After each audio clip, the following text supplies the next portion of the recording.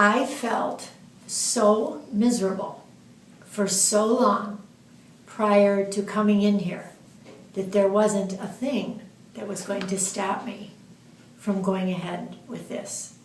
And if there was any stumbling block, it would have been the expense. But I was in such a bad place Yeah. that I was willing to do it all. I just could not handle my life the way it was. So, I think for the first few weeks, it was more of a holding pattern. I mean, and you were educating me about different aspects of what was going to happen.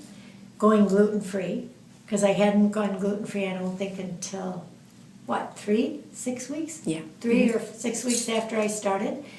But I was just, whatever you told me, I did it to the letter because I had nothing to lose.